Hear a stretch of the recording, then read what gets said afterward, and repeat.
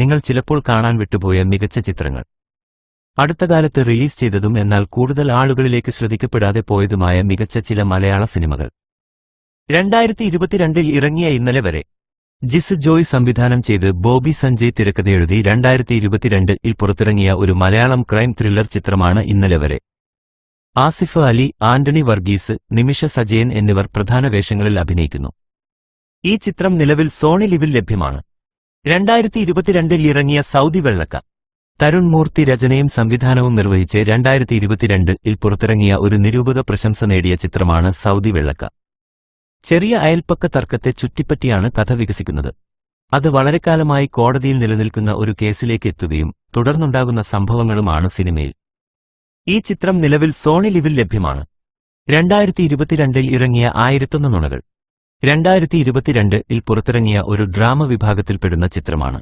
തമർ KV സംവിധാനം ചെയ്ത ഈ ചിത്രം ഒരു സുഹൃത്ത് സദസ്സിൽ നടക്കുന്ന സംഭവവികാസങ്ങളെയും അവർ പറയുന്ന നുണകളെയും അടിസ്ഥാനമാക്കിയാണ് ഒരുക്കിയിരിക്കുന്നത്. ഈ ചിത്രം നിലവിൽ സോണി ലിവിൽ ലഭ്യമാണ്. 2023 പുറത്തിറങ്ങിയ മോമോ ഇൻ ദുബായ്.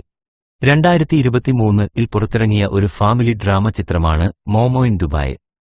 ദുബായിലെ ഒരു പ്രവാസി കുടുംബത്തിന്റെ പശ്ചാത്തലത്തിൽ കുട്ടികളുടെ കാഴ്ചപ്പാടിലൂടെ കഥ പറയുന്ന ഈ ചിത്രം അമീൻ അസ്ലമാണ് സംവിധാനം ചെയ്തത്.